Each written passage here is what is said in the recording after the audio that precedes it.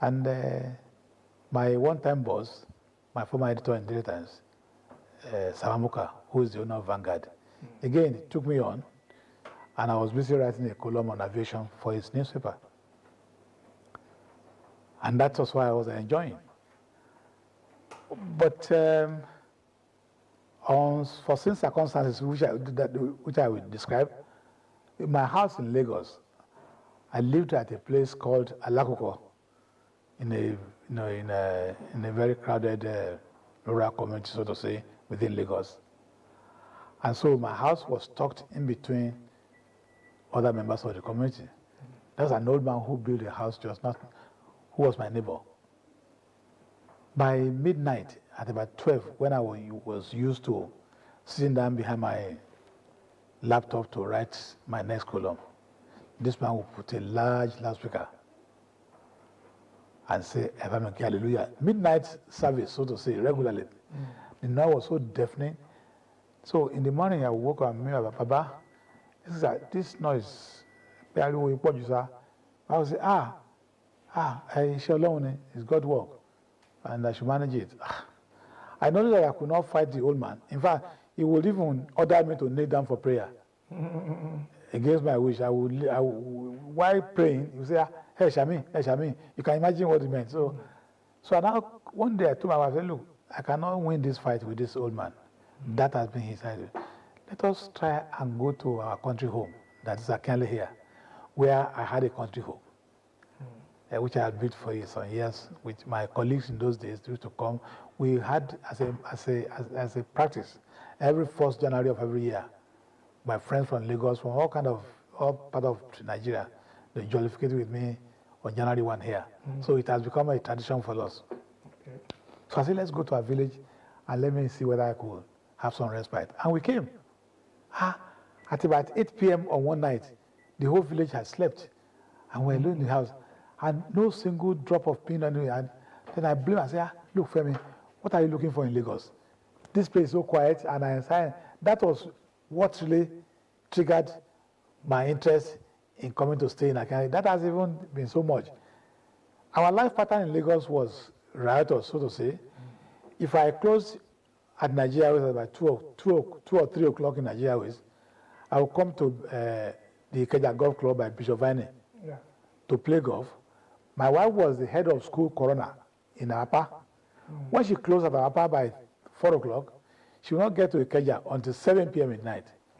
So when she arrived at the club by 7 p.m., we could not drive to our house again because the road was already filled with traffic, because I live at Alako. So we were forced to stay at the club, had dinner, and then left club at about 9:30, 10. Reaching Alako again, midnight. That was the pattern of life.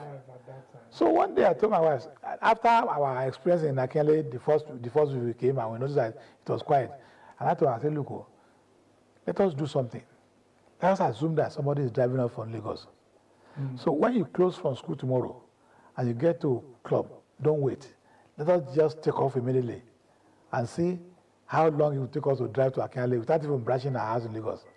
Okay. She didn't understand why I decided, but that was my wish. And we tried it. Surprisingly, about 1.5 hours after, the road was a little bit free. We got to AKINALE. By the time we were opening our door to enter our house, my colleagues with whom we left the Ikeja Club, Ikeja Floor at that time, who were going to mainland, a friend of mine called me, Femi, where are you? I said, I'm in AKINALE. He said, AKINALE. He said, we are sitting in a hold up in Maryland. I said, well, I'm sorry for you, I'm my father's village. So that really triggered me to say, well, so that's how it was. But the second time we come to AKINALE, people just came around. They said, Ogun, the villagers, they had decided that they wanted to select me as Bale. I said, Bale, I can't be Bale. And it is true. I can't imagine how I can be Bale. I said, I'm a restless reporter. I can't stay here and you call me Bale. How will I answer you? What is Bale? So I told them it's not possible. They abused me, the elderly people. But back on there, I begged him. So, but that's how this longer story. Kami, so far it's been a smooth transition. Quite. Quite. Even looking at you, one knows that you've been enjoying the I did. peace of no doubt about that. Now, let's briefly talk about your growing up. At times, you will see people with royalty in them right from the beginning, while some, like talking of so many other things, they become a royal father. Will you describe your growing up as one of a pampered child or a child that decided to survive on his own? Well, it's a great story. Very unfortunately for my parents, my mother and my father, they had 10 children before me. Okay. They had 3 after me. Unfortunately for them, I happen to be the only surviving child. Wow. Just one. So one would imagine that I should be pampered seriously. Although I was pampered to some extent, that is, making sure that they moved around the corners to make sure, to pray that I should survive. But each time they talk about how their children died before, I kept on telling my mother that I'm not the one that died before. Me, I came on my own. Because they had a name. They say Abeku. They will put some chain in my legs. They will do so many things. I kept on telling my mother that I'm not Abeku. I am not the one who died before. I came on my own, and I'm going to live. They should leave me. But I enjoyed a kind of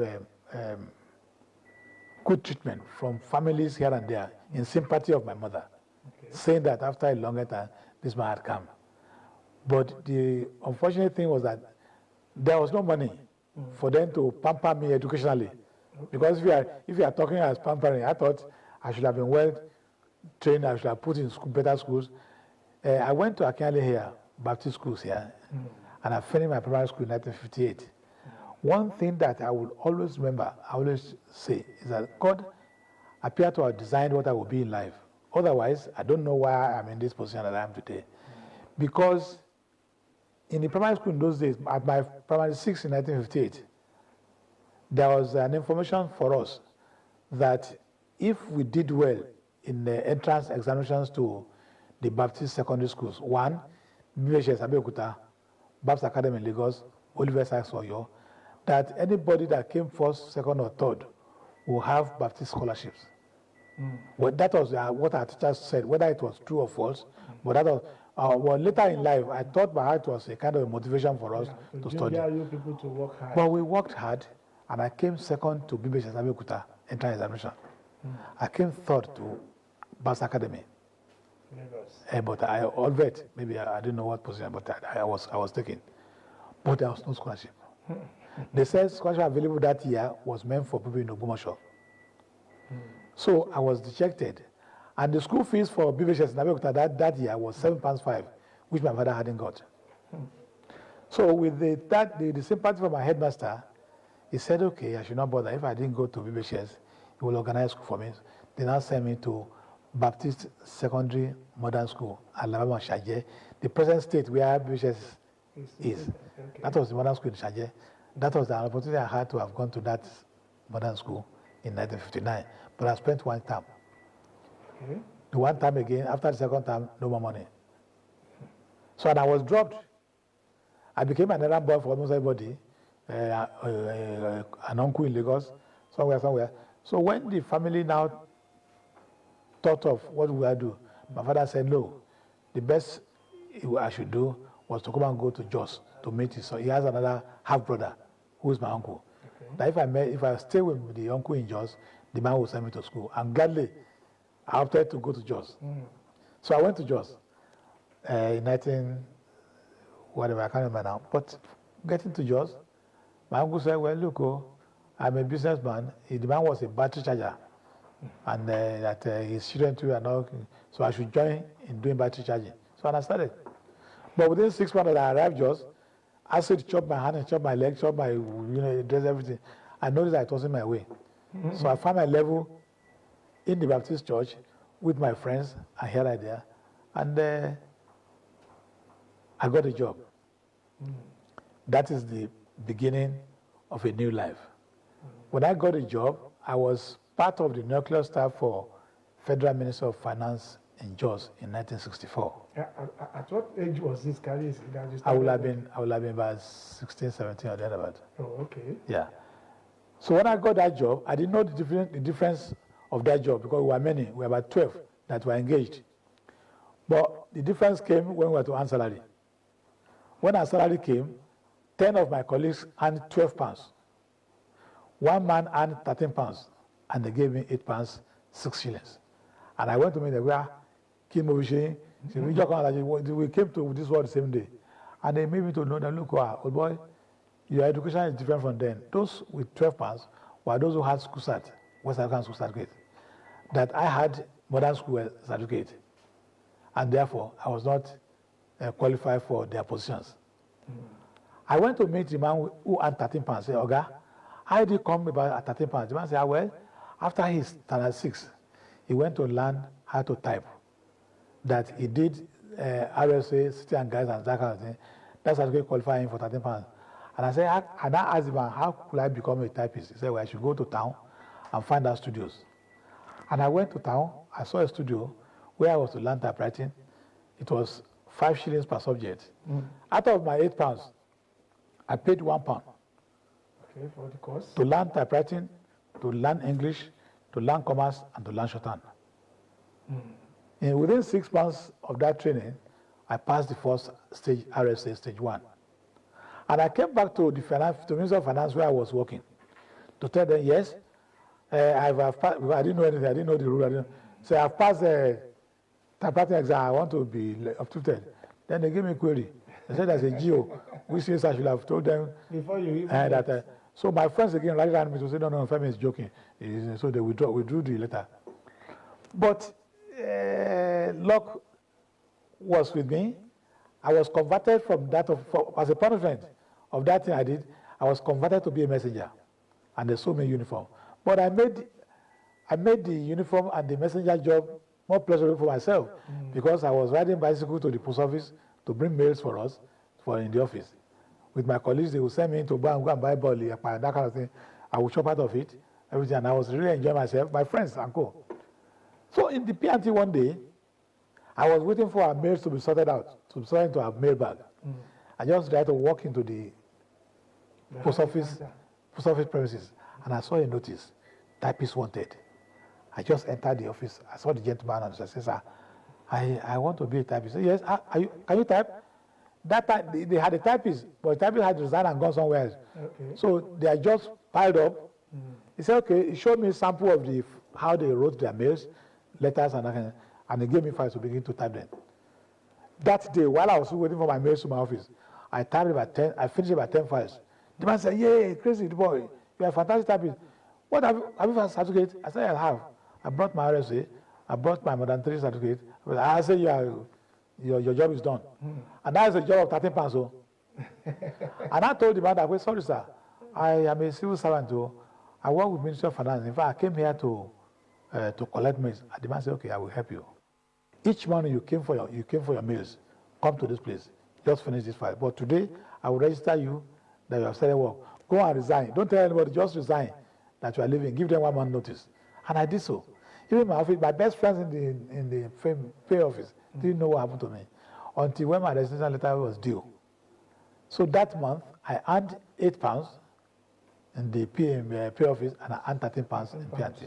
That was the beginning of a new career. Yeah, Kabezi, that's an interesting story, no doubt about it. And I'm very sure your background in typewriting and all of that must have also triggered your interest in journalism. Now, let's look at your times as a journalist and when you also switched to become a public relations person with the... How did you get into journalism? Did you specifically train for it? Yeah, I trained. And what we call today open universities, yes, or what we call today, which was caused by Corona, virtual training, had happened years before because we were doing distant learning. Okay. I studied journalism. I started journalism through correspondence studies. Okay. At London School of Journalism, I did correspondence because I had a diploma in 1965. And what made me to, I should begin where I stopped being a typist. At the P&T where I was a typist, my boss had a friend. That friend was Manuel Babalola George Ferreira, MBJ Ferreira. He was the Morning Post correspondent in Jos between 64 and 60, whatever. That man was my boss friend. Each time he came to P&T, Post and Telegraph, that's what they call our office, to transmit his stories through telegraphic, whatever. The telegraphist in that office sometimes found his cursive writing difficult to read. So this man now discovered that I was a good typist and asked my boss to allow him to give me some job to type, and I would type for him because I have practiced this cursive thing. I've read through it in the typing examinations in those days. So I decipher his writing, and I would type for him. Wherever I missed a word, I will read it and see the sentence and supply the very word. So one day the man comes, look, boy now, you should be you'll be a good reporter. I said, that's my ambition, sir. I want to be one. He says, that's so. How much is your salary? I told him that I was earning 17 pounds. He said, well, I don't have money to give you, but you'll be a good one if you follow me. Well, I had no responsibility, and I resigned. I followed the old man. I'll follow him to press conferences and everything. At that time, of course, he was a master. I'll follow him to press conferences. I would write shorthand. I'll transcribe for him. He will have more details than other reporters of what happened. On a daily basis, the man can give me £1, £2, depends on how disposed he was. So if I calculate that on a monthly, it was more than my £13 on the seat. And that's how I started. The first day I wrote a story independently, without any assistance from him. That story was broadcast in Jos on December 23rd, 1964. I will never forget. It was like I won lottery. When my story was sports story was broadcast in Radio Jos, in NBC Jos, 1964. And that's how I started. So he was one who asked me to go for correspondence course in journalism. I did that, and I read all my GC from rapid result colleges in those days, wrote GC. Of course, I will be writing and fail, but we kept going, I'm doing it but my first, after I left Baba, New Nigeria came into mainstream in 1966, and I was one of their reporters. Okay, New Nigeria newspapers in Kaduna, yes. I was one of their first reporters. At that time, we were not employed directly as staff. They called people like us lineage correspondent. Okay. As a lineage correspondent, your stories are paid for by lines. The published lines. When they publish a front page story, is 3 pence per line. Back page story is 2 pence per line. Inside story, 1 penny. Now tell me how many of the 1 penny or 3 pence you would take that will make you to earn 10 pounds. It's impossible, unless you are exceptionally good and everywhere, and that's what happened to me. So I was even confident assignment that I was not dictated to. I would go to any social event, every sport. Then later I discovered some sense of economics. I would write sport. When I wrote entire sports stories, for the story to be meaningful, after you wrote that greenhouse, 1 year shield, yellow house, second, you must put detailed results to make the story meaningful. Detailed results, 100 by 2020, high jump, and you will give details. And those details, editor will not cut them off because it makes the story meaningful. And for as long as I put details, I get more lines. And more money. I want money. So I became a specialist on sports writing in those days. Okay. So, but it was Daily Times in the 1970, that gave me a former appointment with monthly salary. I worked with Nigeria from 66 to 69. That's about 3.5 years. But Daily Times gave me a structured job, which I started in 1970. What was the salary? My salary was £23. That's even higher than the one. Very interesting. But one good thing with Daily Times in those days, it was a paper that managed very well the staff, and they have a good structure for remuneration. You know, it's a paper with so many titles. Yeah. Okay. Daily Times, Lagos Weekend, Sunday Times, Sporting Record. Each of these papers are costing centers on their own. And if you wrote stories for them, you get money, you get claims. So if you are a hardworking reporter who moves here and there, you get money from other sources. So apart from writing, getting paid for my stories in Daily Times, all other newspapers that are on the strip of Daily Times, if you wrote story for them, you get money. So on every Monday when I was in Daily Times in Lagos, you had claims of like 15, 10, 12 pounds, that kind of thing. In addition to what salary you earning. So it was fantastic. So you are living big at that Oh, time. quite. All right. So you stayed in Daily Times for how many years? Up to 1970, for about 6 years. Because I joined Nigeria Airways in 1976. I crossed into Nigeria Airways. 1976. Was there any difference in terms of welfare, in terms of your responsibility and all of that? Yeah, responsibility, yes, but salary wasn't so much. The difference with my salary then was 250 kobo. But I will tell you the story how I got to Daily Times because of just for passion. I didn't know what was public relations, but somebody who knew me when I was Daily Times reporter in Kano. He was my friend in Kano, and it is mostly because of him that I ran into trouble with government in Kano. I wrote a story in his favor, in disfavor of the government, and the government tagged me a security whatever risk, for which I was the first Nigerian to be deported in Nigeria before Shugaba, because I was put in an aircraft from Kano back to Lagos in June 1974. In those days, that yes, yes. Well, thank God that it wasn't killing. Like even like now, only God knows what will happen to me. But the governor just said, send me away, and they dropped me in Lagos, and I went to go join. What was the story like, Kabisi? Quite a number. They have been piling them up. Oh. They even wrote to Lagos to say I was posted from south to come and destabilize their government. But there were two stories. That as investigator, I know that I was writing the best of the stories. But the one that hit didn't have, was Tiga Dam. Adewunmi did very well in Kano, relatively.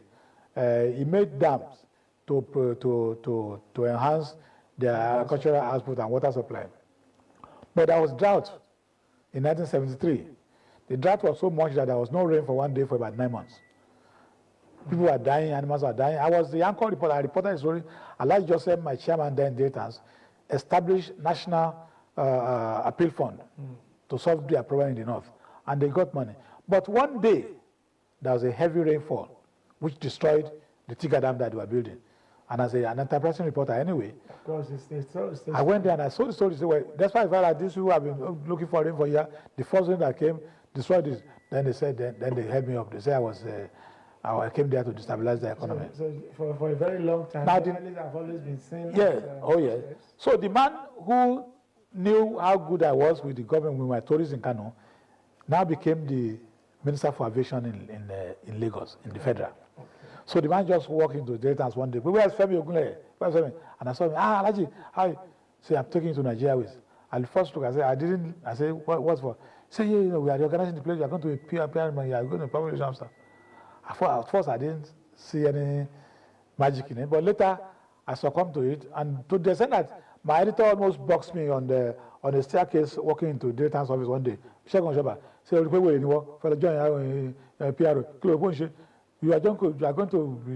are our star. I begged him. I said, let me try, but give me 6 months. If I fail, I will return to Datans. But that 6 months that I asked for, I ended up spending 25 years in Nigeria. People said I did well. I don't know.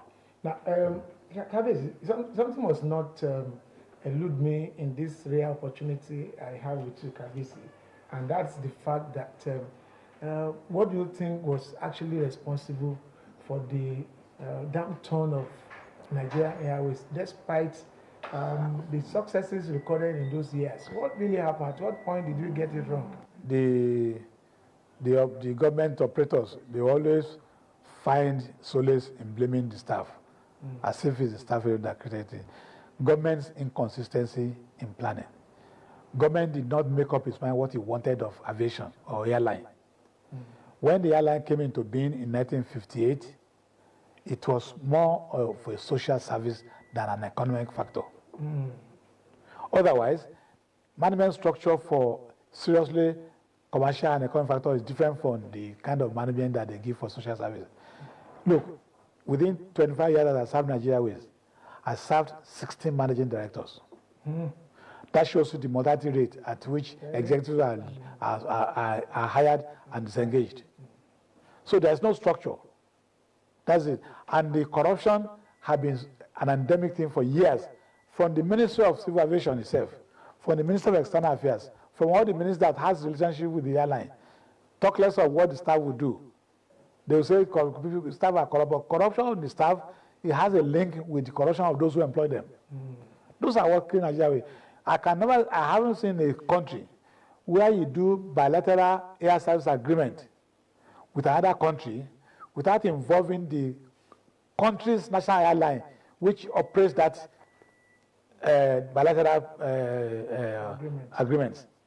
But the ministry enjoy traveling, enjoy taking money, negotiating on behalf of Nigeria Ways with all the people practicing on Nigeria Ways to tell them that this what we're expecting for is impossible. One day, Nigeria Ways federal government bought 4 Airbus, the latest in air technology for Nigeria Ways at that time, without any possibility of looking inward, whether we had wherewithal to manage those things. I was on one of the flights we are going to Canada one day. We were almost marooned somewhere upper Morocco, somewhere in the desert. And what happened? It is just technology. The thing just packed up. Thank God we landed somewhere at that point. The thing packed up because the weather had effect on the thing, which the pilot, if he had knowledge of the thing, what he ought to have touched in the plane to make it work, it didn't work. We had to fly an engineer from Toulouse, where the aircraft was manufactured, to come and rescue us. That is just one. Many others. Still the royalty, and we are in the palace of TOWULADE of AKINALE. We have had so much of Kabiesi's background, his growing up, his work experience, and we'll be going on a short break. By the time we're coming back on this program, we will now be talking more about AKINALE, his experience on the throne, because it's about 17 or 18 years now that he has been on the throne. And of course, we also talk to some of the chiefs about Kabiesi on this program. So don't go away, I'll be back shortly.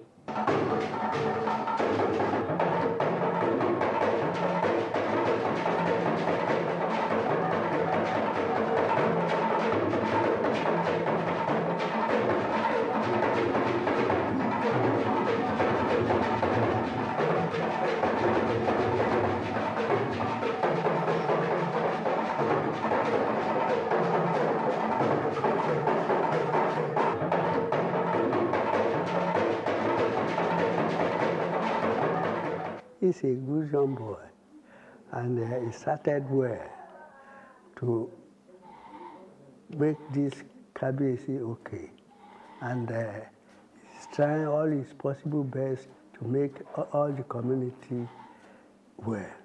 I'm satisfied because he advised them good, and he tell them what is good and what is bad. You see, some people on this community, they are very, very difficult to manage. Okay. But he's trying all his possible best to do all what he can to make them understand what is good and what is bad.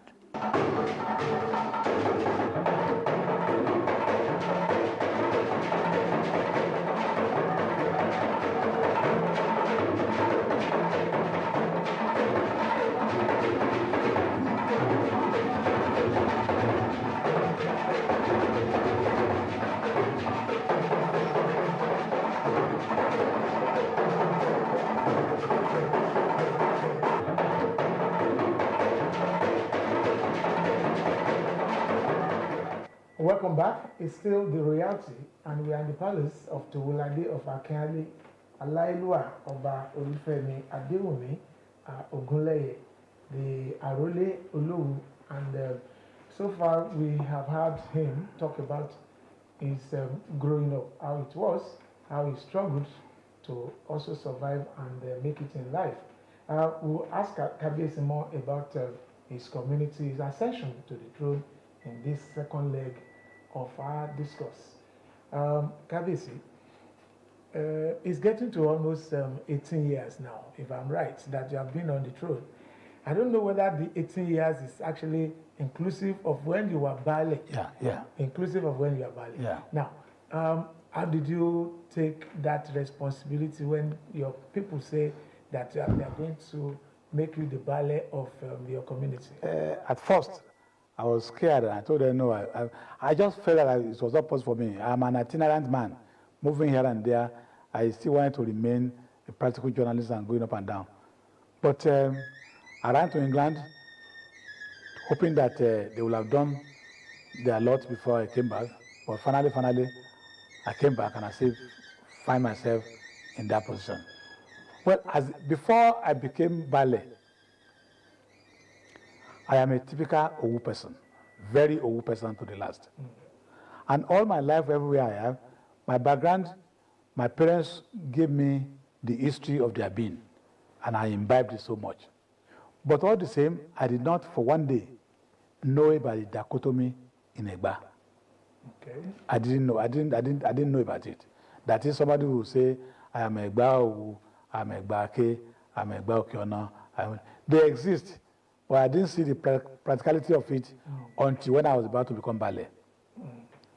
Incidentally, I was installed as a Kenya Egba by Alake Lipede in 1992, based on what they consider as my service for Egba generally. One, as a reporter when I was in Daily Times, when we were struggling to make Abeokuta the capital of Ogun State, we knew what we did. Second, when I was in Nigeria with doing PR for our people, sometimes free tickets to people that I feel they needed it. And I luckily recognized this. I luckily, I'm Baba Toyekoka, Baba Amona Egba.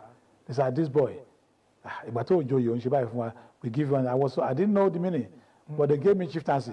So that shows that I did not get involved in dichotomy. But when I was to become Baale here, the thing came and knocked my head. Somebody somewhere just took it upon himself to say, I know nobody can be in Baale AKINALE unless we came to see him, because he was the representative, was the spokesman or representative of Alake, and Alake is the owner of the land. And I said, sir, this is strange to me. My fathers did not tell me. My father and mother did tell me that AKINALE belonged to Egba. The Baales before me had been appointed by Owu people, and Olowu was the prescriber. I just said exactly what I knew, okay. But it became a problem. So I didn't read their body language to know whether I was going to have problem the day I would be installed as Baale. So the day I was to be installed Baale, they brought in police that no guest should come in, no person should go out of the village. And I was in a quagmire. For the first time in my life, I was afraid, say, how can me, small boy like this, want to be Baale in my village? And then I became a problem. Two issues that I needed to solve. If I came back to, I was in the main road, if I came back to the village to alert the village boys that police are here, they say we should not do anything, I don't know how they will react. The reaction will be very bad. Secondly, being a notable journalist, my colleagues who are from different walks of life, who are supposed to be my guests coming, I could imagine how they would report the issue if they came to the main road and they were stopped, they were disallowed from entering AKINALE. Then that would raise so many issues for me. I said, how do they want to make me popular for negative issues? So I started calling everybody that I knew, all my friends, including the so-called Egba people that are my friends. They didn't answer me, which means that thing is known to them. But luckily, somebody came, and that was Adewunmi. I'm happy to mention his name. Then he said, what happened? I told him. He was the one who now intervened between me and the governor, the then governor. He called Daniel. He said, why are they disturbing our brother in AKINALE? He's the son of the soil now. The boy is not pressing himself. People wanted to make him Baale. So governor intervened. The governor called me and said, Chief Ogunleye, you didn't tell us you want to be Baale. And I said, sir, I don't know it's important. What is Baale? I'm even trying to run away. The man said, okay, I should not worry. It is the governor that now sent a new set of police to me and asked the other one to go and sort it out. That was what was done, but what I saw that day, I will not forget in my life, because Baales, there were about 20 of them, of Baales who were my father's contemporaries. They came that day to say, they said, you remember who says so? Then they open your cab, they open my cab and put insertions. In my life, I haven't seen that kind of thing before. All insertions, all kind of things, everything. The one they put in my mouth, the one they put in my body. I said, God, I was running away for this thing. Why am I in this kind of problem? But I haven't solved that. The following week of my Baaleship, I led those Baales to Ibogun to meet our then president. Because they had earlier petitioned the president of what they were seeing as problem for them. The president gave them appointment. Those who they came that day because they wanted me to be baale so I can lead them to Obasanjo. It was when I got to Ibogun that I now realized what happened to me the previous week. Obasanjo told me what he did and he challenged the governor. The governor told me that when he heard that the police were here, he called for the commissioner of police in Abeokuta. Said, why did you send police to AKINALE? Oh, he told them that AKINALE is an Alake town and that Alake did not approve the baale. So he didn't want them to create a melee or something like that. That's why the governor told him, no, but should have told him. He's the chief secretary of the state. Let us find out the issue. Sometimes that's maybe false or maybe political. But meanwhile, this boy who wants to be baale, it's not him, it is his people who want to make him baale. So why should they have a problem? Anyway, go and remove your police. If eventually they turn baale, if Alake wants to punish them, he will call the man as baale and the town. But instead of the man to remove me, to remove the police, he informed his IG in Abuja that he was in problem. And he narrated the story to Abuja. The IG now said, you are talking of Owu town. The head of state is their man. Let us ask him whether. So that man was said to have called Baba on radio. And Baba's reply created a problem. Baba replied to IG, thank you very much for your information. Please call me back in 20 minutes' time and tell me that the baale has been installed. That's the end of the story. That is matching other. That's the end of the story. So that's how I came here, and that's how I enjoy peace. How many years were you baale before the transformation to the royal father? Precisely 18 months. Oh, 18 I was surprised because I was caught off balance in the Obaship thing. Because what I saw when I was baale created fear in me that why should they ask me to come and be Oba? I don't know whether they're going to cut my head or cut my leg. Since for baale alone, I knew what I passed through. So I wasn't really... Maybe that was, you passed through that to make the transition to Oba easier. Maybe, I don't know. I thank God. And generally what I was saying, I don't know what my father saw in those days, because my father insisted I must build a house in this village. That was what brought about the house. If I didn't get that house in the village, I probably would not be coming here. Kabiyesi, how have you been managing with your community? Then, secondly, in Yoruba custom and tradition, in any town where we have a Kabiyesi, we always have royal families that would possibly be qualified. In AKINALE, how many families, or is it your ruling house? We'll get there, I'll tell you. AKINALE was established around 1840 by our forefathers, who came from the war-torn Oriliowu into Abeokuta. After settling down in Abeokuta, they were looking for where they would farm and hunt, and that's what brought them here. Okay. 3 of them, 3 siblings, 3 members of the siblings. Dlakweleke being number 1, Majogbe and Akinwale. Akinwale is the name that they changed to AKINALE. They just removed W. All right. So but they have children and grandchildren. So it can't be one single ruling house. So the ruling house has to be children of those people anyway. But I'm the Ogunleye that was pronounced because Ogunleye was the one that really lived with the old man here and they had farms. The others, like Matayo, like Shotade, like Ogunrimala, all of them scattered. They went to, the Matayos, for instance, went to E4. They stayed in E4. The Shotade went to Lagos, the Ogunifole in Abeokuta drew them to Lagos and they joined the Christian people in the Shotade.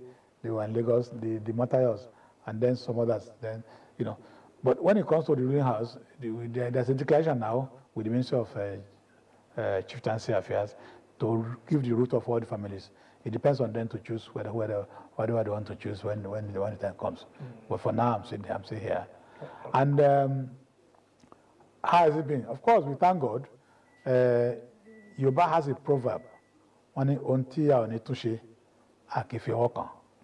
When I came, I relied on the good things my parents had done. And I said, here in AKINALE, I don't want to know the difference. Once you live here, even the Egun, the Igbos, that are my subjects, once I've been here 3, 4 years, I take you as part of the people in the village. You are no longer a stranger. We work together to develop. And that's really what I'm doing. And I'm enjoying their support and their cooperation. My joy when I drive into AKINALE, I see houses springing on here and there. That's been the joy, because it was quite a very rugged, quiet village. But the joy is that the place is developing day in, day out. Half industry coming here and there. And that as by the tradition itself, the Oba AKINALE, not necessarily my person, the Oba AKINALE today is a member of the Egba Traditional Council. That's it's great. Not only that, I'm a permanent member of Ogun State Council of Obas, an unknown village before that came. Traditional, and it's perpetual. So we thank God, we thank government, we thank those who recognize our value and put us in no discussion. And I'm trying to teach people, not only the youth, even old people, that if you are in a circumstance, if you find a circumstance bad for you, don't blame circumstances. Create one for yourself. You know me as a journalist. My first education in journalism, apart from the one I did in correspondence courses, I went to University of Lagos to read mass confined, that's right. But when I came to Throne here, I know that I could use my valuable time for something else, and I engaged myself in education. I'm on a throne before I went to university to read law. I had the first degree, LLB, and I came in second at Christian University. I went to law school, got to bar. I went to Backup University, read LLM. Today, as you are with me, I'm reading for my PhD. I'm starting my exam on Monday. Yeah. So, I mean, what I'm trying to say is that I'm telling people that there's no time that's wasted. There's no limit to what can make you do what you think you want to do. When I was young, I hadn't the opportunity. I knew I would read, but I hadn't the opportunity. But the chance I have now, I use it. And I'm enjoying it. When we are discussing the Egba Traditional Council today, two of us are lawyers. The only logo of Ilobo, Obajuwele is very senior. But they will call me, they will call the lawyers. It is what we say that becomes the critical matter. That is enough joy. Yorùbá sọ pé ó wà nínú bàálù, òun fọ́n fèrè. Ṣé kọ́ ló ń kó lọ náà ni? So I don't see any other joy than that. So I am noted for what I have used myself to achieve, and I'm doing it. To encourage the young people again that do not stay on a place, don't blame circumstance. Find a way to create something for yourself that will make you useful and make you relevant.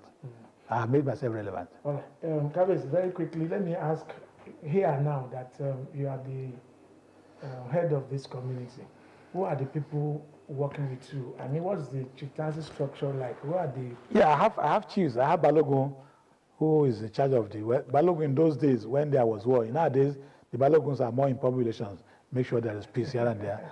I have Balogun and all his chiefs, Otun, Osi, Ekeni, Akinrogun, Akwagun. They are there. They are more social titles today in this age. But when there are issues for us to discuss, we discuss them and then we take decisions. Majority of them are not living in AKINALE. Majority of them are outside. Although they are children of this place, but they scatter. But whenever we want to hold meeting, they come. But there are ones that I use mostly, who are based here in the CDA, I have CDA, and they are part of my chief, so that there will be no distance in governance. If I say because you are CDA, looking to how you can raise funds to do street, to do water, they should be part of the government, of the executive government too, so that when we discuss, he has something to make him function. I have this Baba, who is a cousin of mine, who had been in America for over 40 years. I begged to bring him back home. I didn't want him to die in America and bring his cup. And I provided land for him. He built a house. So when he can make him about that, I make him more relevant in a sense. So when I have problems, we run to him. He uses his own experience and old age to solve the issue, and then we are moving ahead. Yeah, Kabesi, this is an ancient Yoruba town. Yes. We cannot do without culture, customs, tradition. What are the major cultural activities and the traditional activities of AKINALE? In my title, the what we do here is very explicit. TOWULADE AKINALE, Afogunla Nafade. Afogunla Nafade. Bene, nítorí pé our forefathers were hunters. And also fighters. Fighters. I'm coming, I'll tell you 5 times. Afogunla Nafade, Afogunla Nafade, Ogun, medicine. Yeah. Afogunla Nafade, war. Afo Ogun, hard work, Lanafade, Afi Ogun. Ogun itself is what I've taken from our inheritance. So it shows that Ogunla Rambo or Deniwa, the god of iron.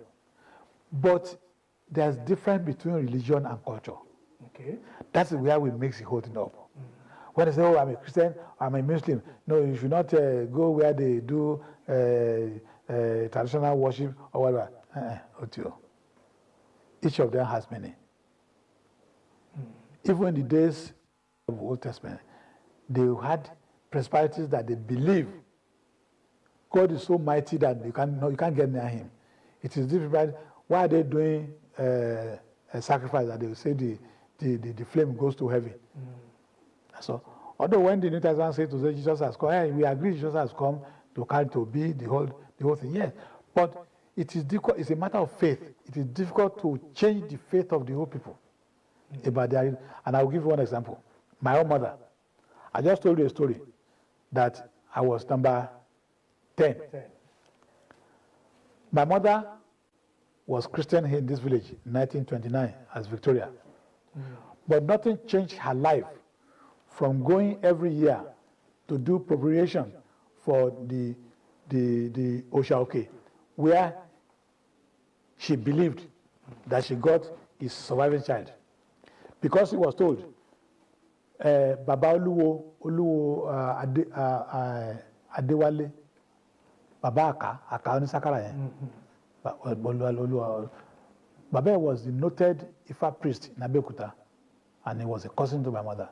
He was the one who warned my mother, as I was told, that if he had any inkling of pregnancy again after these children had died, please don't stay at AKINALE, come to Abeokuta, your father's house. Okay. So when my mother now came to Abeokuta, the man told him that they should go and begin to draw water from Odogun and pour it into the shrine of that Oke. Nothing. No medicine was given, no any incantation was dropped. Just put the water. Say, okay, about the baby, that kind of thing. Whether it was magical, whether it was whatever, my mother now had me, and I have not died since then. So tell my mother to go and say Jesus Christ gave me the child. Are you? It's logic. I'm talking logic. Yeah, I understand, Kabisi. I understand. So my mother said, okay, oh, here in this church, you have made me a Christian. I thank God. Jesus Christ, I thank you. I thank you. Because she had believed that if he didn't go to that water, maybe it is another cause. So I didn't want me to die again. That's what has made culture to remain today. Those are things that have made culture, irrespective of how heavy you preach or pastor goes to church. Those things, they are intrinsic things that still goes into the body of people. So I don't say people should not. Now I'll give one example. When I came into this settlement, I noticed that the river that we had before, Odo Shofunampe Lakanle, maybe in those days when we were young, we hadn't much in our body to destroy immunity. But after having gone so many places and taking so many things, that immunity may have left me. That if I took that water today, I may have disease. So I say now, using myself as an example, I try to give them a motorized drip borehole. Okay. The first assignment I did when I came here, I did the borehole and I laid pipes into some houses, and they're enjoying pipe and water. One day, one old man came to my house. He said, Kabesi, you see, our river is annoying. I said, why is he annoying? I said, he has gone to fight the borehole we did for it, that the water they have met. I said, met? Yeah. He said, they have disagreed. He said, that's why he told me that we shouldn't use modern technology to destroy the whole thing that we are doing. They are not fighting. Then what happened?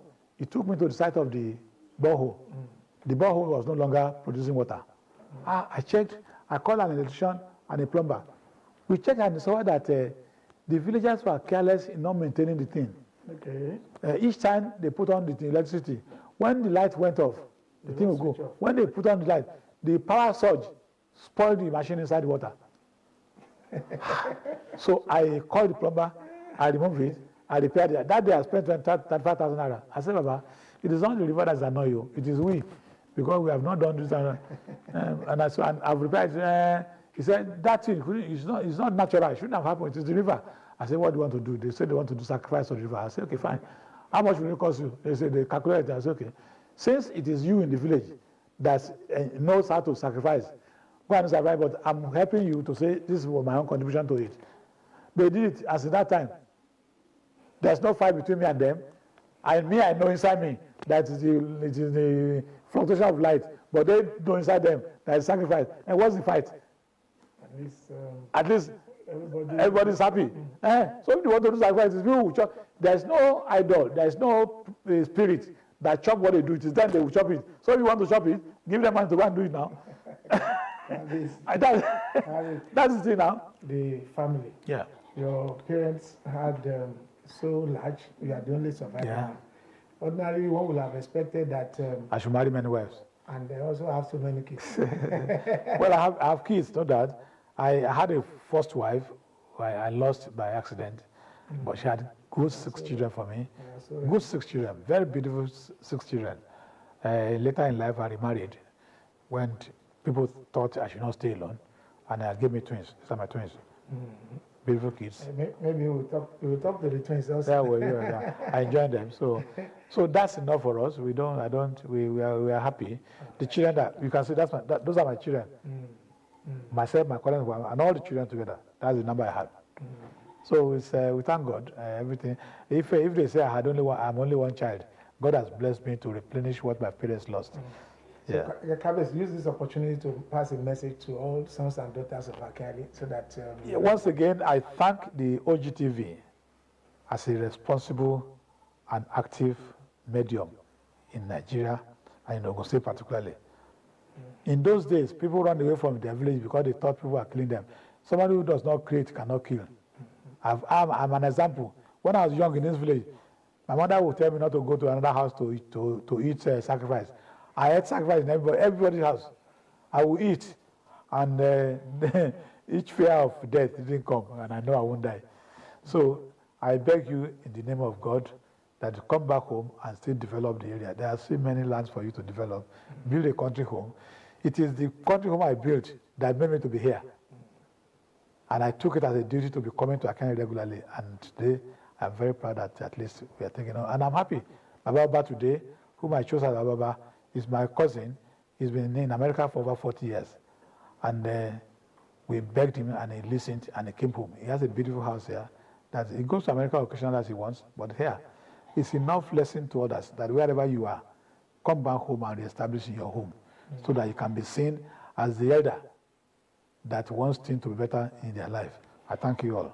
Yes, that's where we're going to drop the curtain on the royalty this week. We've been interacting with Kabiyesi Alayiluwa Oba Olufemi Adewunmi Ogunleye TOWULADE of AKINALE Arole Olowu. Well, if you enjoy the royalty this week, why don't join us next week when we bring you another Alayiluwa on this program. Until then, I leave you in the hands of Almighty God. Bye-bye.